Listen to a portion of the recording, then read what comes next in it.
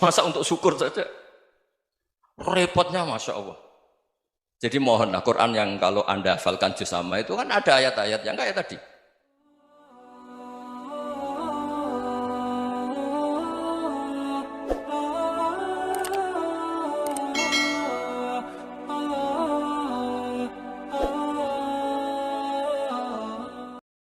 Sungguh-sungguh Allah sangat ridho ketika seorang hamba itu makan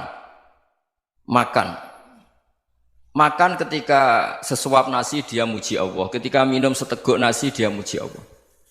Itu kalau orang diridhoni Allah itu wali betul. Itu untuk jadi wali itu gampang, kamu makan ridho, kamu nginjak buminya Allah ridho seneng, kamu hidup keseharian aman seneng. Nah ini supaya sampean kita semua ngaji betapa panduan Rasulullah untuk menggapai ridho Allah itu banyak yang keseharian sekali. Saking kesehariannya banyak dalam hadis dan itu sahih. Nabi menyebut hal-hal yang keseharian. Hatta ma tas'alu fi imra'atika, kamu punya uang kemudian istri kamu bisa makan itu ibadah. Bahkan sebagian ibadah itu dicontohkan Nabi yang akhirnya diprotes sahabat. Yaitu wa fi buti ahadikum sedekah, kamu menggauli istri kamu itu ya sedekah. Sampai sahabat bilang yang benar ya Rasulullah. Ayati ahaduna syahwatahu wa huwa lahu ajrun. Masa urusan biologis, urusan syahwat kemudian dia dapat pahala. Nabi menjawab, alaysa lawadhu'aha fi haramin akana alaihi wisrun. Bagaimana kalau dia meletakkan ke yang tidak benar itu kan dosa. Nah, hal-hal seperti ini yang saya ingin teman-teman semua saya juga agak ingin ngaji demi Anda juga agak ingin. Itu dosa sekali ngaji kok pesanan kelompok tertentu itu enggak boleh. Islam itu untuk semua. Jadi ya cuma karena di depan saya jenengan ya seakan-akan jenengan korbannya. Itu ada ilmunya dalam usul fikih itu. Jadi orang itu harus ngaji usul fikih. Nama yang disebut, mungkin Mas Sufyan masih ingat zaman ngaji usul fikih. Nama yang disebut itu tidak jaminan sebagai prioritas perintah. Jadi misalnya gini, kebetulan yang di depan Nabi itu Abu Dzar. Nabi ya bilang, ya Abu Dzarin ini uhibbuka misalnya, atau ya Mu'ad ini muhibbuka, atau ya Abu Hurairah ini uhibbuka misalnya. Banyaklah riwayat yang Nabi nyebut ya Abu Dzarin, ya Mu'ad, ya Abu Hurairah. Kemudian misalnya Nabi meneruskan khitab, ini uhibbuka, saya mencintai kamu, fakul dubur sholatin, atau sebagian riwayat disebut fala tada'an la dubura kulli sholatin, Allahumma inni ala dzikrika wa syukrika wa husni ibadatik. Saya mencintai kamu, siapa saja. Mu'ad bisa, Abu Dzar bisa siapa. Saya mencintai kamu, mohon kalau habis sholat kamu jangan lupa wiridan Allahumma a'inni ala dzikrika wa syukrika wa husni ibadatik. Ya Allah, tolong kami permudah supaya mudah ingat engkau. Anda tidak bisa mentang-mentang, wong nama saya Parmin, nama saya Purnomo, itu yang diperintahkan Mu'ad misalnya. Jadi yang disebut satu, tapi khitab itu untuk siapa saja.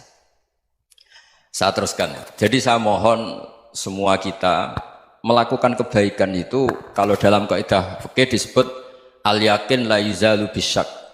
Banyak kebaikan yang kebenarannya itu 100%. Tidak punya efek samping ke pihak lain, ke kelompok lain, ke komunitas lain. Itu tadi misalnya Anda makan dan itu murah sekali, hanya butuh satu piring. Setiap punyaan kamu muji Allah, setiap minum kamu muji Allah. Itu redaksinya Rasulullah SAW disebut Allah sangat ridho ketika seorang hamba makan, kemudian dia memuji Allah. Atau minum, kemudian dia muji Allah. Logikanya gampang, negara seperti ini yang kamu harapkan bentuknya kayak apa, mertua, ipar, komunitas, tetangga. Itu nyata terjadi itu kan belum pasti. Sementara yang mesti terjadi adalah kamu butuh makan, kalau tidak mati. Butuh minum, kalau tidak mati. Butuh bumi yang nyaman ditempati, kalau tidak kita juga mati. Sebab itu Allah kalau menyebut nikmatnya itu hal-hal yang keseharian. Alladzi at'amahum min ju'. Allah itu siapa? Allah itu yang menciptakan kamu bisa makan. Tidak berlebihan. Allah itu yang menciptakan kondisi sosial itu ideal. Zaman Nabi itu ya ada orang munafik. Orang-orang pilihan Allah itu juga diuji orang sekelilingnya yang macam-macam. Semua diuji sesuai konteks zaman dan waktu. Nah, tapi ada ibadah-ibadah yang selalu disarankan Nabi. Sampai Nabi itu pernah ditanya, ayul Islam ya khairun ya Rasulullah, Islam terbaik itu gimana? Jawaban Nabi itu unik. It'amut to'am. Islam terbaik itu ya makan-makan, santai-santai. Ketika Allah menyebut beberapa kebaikan, falak tahamal aqobah wa ma adrokan Allah mal akobah. Terusannya apa? Fakku rokobah. Terusannya apa? Au'it amun fiyaumin di masubaya atau acara makan-makan itu juga Islam. Kenapa? Ya bayangkan kalau tidak ada makanan kita mati kan? Kondisi sosial tidak ideal tuh Anda masih gak apa-apa. Tapi kalau Anda tidak makan, Anda tidak minum, kamu punya istri cerewet masih bisa hidup, punya mertua cerewet masih bisa hidup. Tapi kalau tidak makan bisa mati. Berarti penting mana istri sama makan? Penting mana? Makan. Semoga istri Anda dengar. Nanti kamu disuruh makan tapi pulang deh. Itu kalau dibahasakan makan masih memahami. Penting mana nasi satu piring dengan istri. Nggak ada nasi mati, nggak ada istri belum mati. Penting mana? Gak berani jawab kan? Nah, ternyata Anda ada garang kan di depan istri. Jadi saya mohonlah, mungkin Mas Sufyan Sauri tadi yang bisa bantulah. Teman-teman tuh ngaji yang keseharian saja. Karena kita nyari ridha Allah itu berdasar firman Allah. Dan firman Allah itu menyebut keseharian tuh riang, gampang. Yaitu tadi misalnya wa min ayatihi manamukum bil laili wan nahar. Termasuk ayat-ayat Allah itu kamu tidur. Maka dulu itu ada guyonan, ada tokoh Mu'tazilah, kelompok dalam Islam yang berpikir manusia itu bisa menentukan ikhtiarnya sendiri. Karena saya bisa duduk, ingin berdiri, berdiri. Karena kelompok ini nggak terima kalau semua kehendak Allah, nanti bagaimana kalau semua kehendak Allah kok ada hisab ya, ada sanksi. Lucunya itu dia akhirnya ini cerita ya, mencintai seorang perempuan cantik sekali. Dan itu dia menjadi ahli sunnah itu oleh hal-hal yang sepele. Karena istrinya cantik, ya namanya suami istri itu hubungan intim. Terus ditanya, Mas masih ingin lagi? Masih. Silahkan diulang lagi. Wah ya tidak bisa. Katanya manusia bisa menentukan yang diinginkan. Itu tobat itu. Itu nggak bisa ditobatkan Mas Sufyan Ats-Tsauri. Orang cantik yang mudah nobatkan orang itu orang cantik. Segampang itu.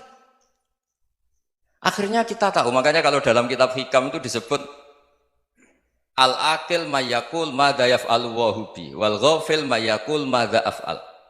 Orang yang punya akal karena sadar ini wilayah Allah, semua milik Tuhan.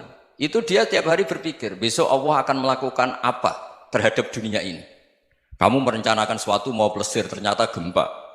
Mau wisata ke Rusia, ternyata perang. Kamu tidak pernah tahu apa yang akan terjadi besok. Wa ma tadri nafsum madza taksibu ghadan. Tapi anda semua kita ini sering punya jadwal permanen. Makanya saya kalau diundang siapa saja, sana takdir. Yang jelas Gus ini acara penting. Ya masih acara penting nak pangeran ngersakno piye? Kok ape dadi pangeran? Kamu kok mau jadi Tuhan? Itu kadang ya kiai. Penting Gus acara ini jenengan harus memastikan bisa. Loh kamu itu yang ngajarin tauhid, sesuatu itu biadillah kok bilang-bilang apa pasti. Kalau saya terus tak tobatkan kamu kata saya. Ya kalau gitu Gus bilang insya Allah. Wah itu hati saya, fisik saya, roh saya sudah bilang insya Allah. Tidak usah kamu latih kata saya. Nah hal-hal tauhid keseharian itu gampang sebetulnya. Wal ghafil yaqulu madza af'al. Tapi orang yang lupa Allah dia setiap hari bilang besok apa? Kita bisa melakukan apa? Seakan-akan dia itu aktor, dia penting, dia subjek permanen, dia. Padahal kita ini hanya objek kehendak Allah Subhanahu wa taala. Karena kita yakin sesuatu yang terjadi di alam raya ini kita tidak bisa apa-apa. Makanya saya sering ngaji, sering bilang saya, ketika Anda mensifati Allah, dia yang menghidupkan. Sudah itu tanamkan, sehingga ketika kita mati, santai saja. Kenapa santai? Allah punya cara menghidupkan kita. Zaman kita hidup juga gak tahu caranya ngelola jantung, ngelola paru-paru. Kamu juga gak tahu ngelola oksigen yang tidak beracun, tidak mengandung polusi. Tahu-tahu hidup. Gak ingin tua ya tahu-tahu tua, gak ingin mati tahu-tahu mati. Selama ini kita hidup juga gak tahu apa sebetulnya. Hanya gaya tok, punya jadwal, punya planning. Kalau kamu bisa menentukan pilihan Anda, pasti Anda istrinya cantik, 4 neriman semua, kona'ah semua. Nyatanya enggak kan? Ada 1 jelek, cerewet. Oh itu kan, nyatanya enggak bisa apa-apa Anda kan? Dan kamu bawa mati lagi.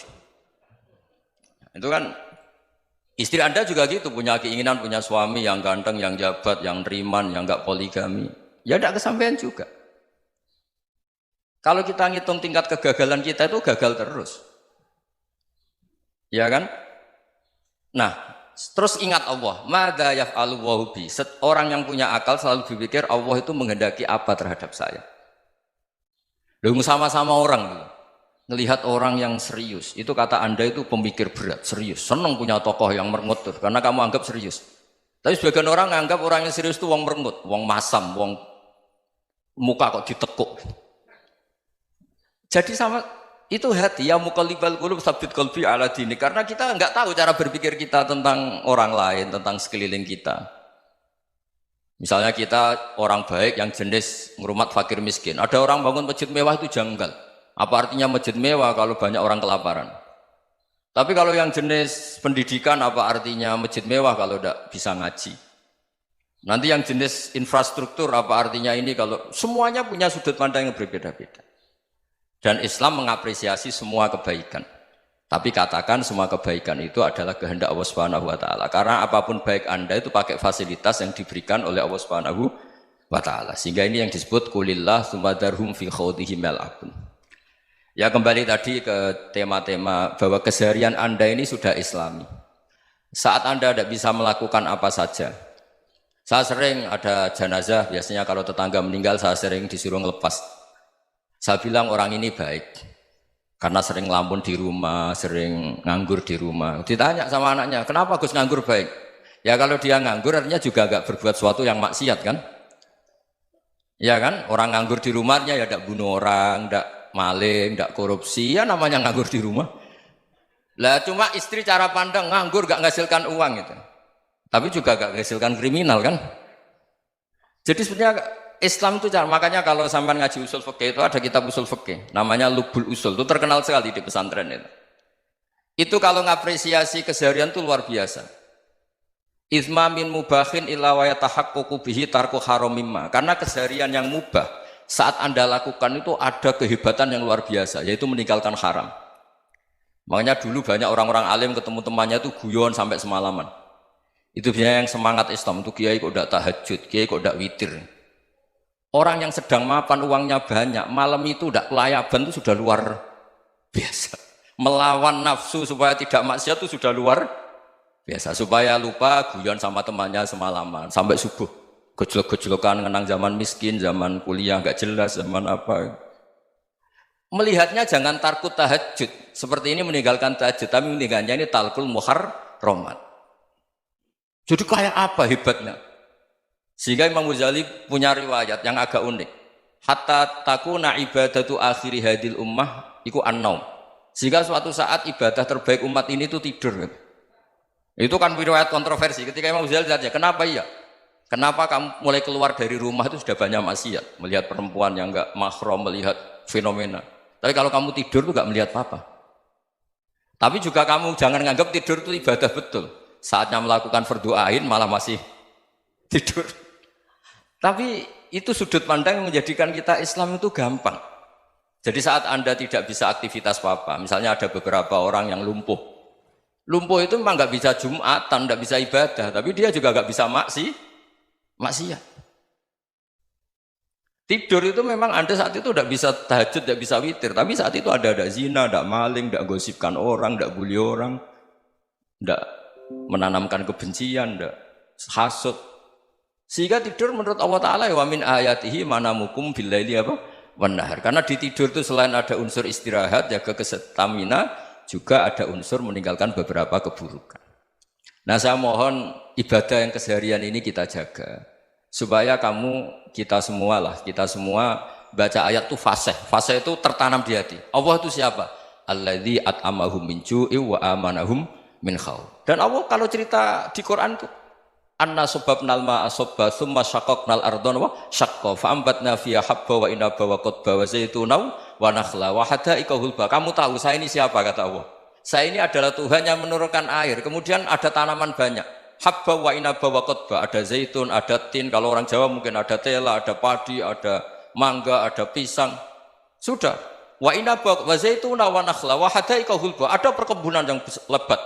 Tujuannya apa? Mata Allahkum, silahkan kamu pakai, kamu nikmati. Tapi karena kadang kita ini punya ide-ide besar, tadi untuk syukur saja nunggu punya istri riman, rumah baik, tetangga baik, komunitas baik, semuanya baik baru syukur. Lama-lama nanti ada di surga, syukurnya nunggu surga paling kelas A. Itu sudah ada yang menghuni Rasulullah, kamu nggak boleh di situ. Masa untuk syukur saja? Repotnya Masya Allah. Jadi mohonlah Quran yang kalau Anda hafalkan juz sama itu kan ada ayat-ayat yang kayak tadi. Ya, fal yang dzuril insanu ila to'ami. Coba lihat, apa yang kamu makan ya? Dari mana? Dan untuk mempertahankan hidup kamu, keseharian. Jadi jangan kira ibadah itu harus membentuk komunitas yang versi Anda. Ibadah itu harus yang hal yang mulu-mulu. Kesehariannya Anda alami. Loh ini saya tidak bikin-bikin. Saya ngaji bukan karena berdasar pesanan. Itu ayat yang saya baca kan betul ada ayatnya kan. Fal yang dzuril insanu ila to'ami. Anna soba benal ma'ah soba. Thumma syaqaqnal ardo syaqqa. Fa'ambasna fiya habba wa inabau wa qodba wa zaitunaw wa nakhla wa hadaika gulba. Terusannya apa? Mata'al lakum, silakan kamu nikmati. Mata itu silakan kamu nikmati. Ya kayak sampean dikasih hidangan ya makan. Ya sudah makan. Habis makan ya minum. Habis itu ngantuk ya tidur. Ya sudah normal-normal saja. Kayak apa indahnya Islam. Tapi Anda mencari Islam yang gimana lagi? Nah itu yang diajarkan guru-guru kita, diajarkan sanad kita sampai Wali Songo, sampai Rasulullah SAW. Bahwa pada akhirnya ada jihad, ada perang. Itu dulu memang perang, bukan membunuh. Beda. Dulu kita dijajah Belanda ya perang, dan itu normal karena kita dijajah. Jadi ketika orang lain ingin baik sama kita, wa in ahadum minal musyrikin astajaroka ya fajirhu hatta yasma'a kalam Allah. Kalau mereka ingin baik ya kita baik.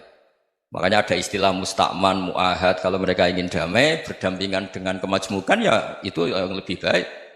Karena memang Islam menghormati proses perdamaian. Wa in janahu lis-salmi ya fajnah lah. Kalau ingin damai ya kita harus damai.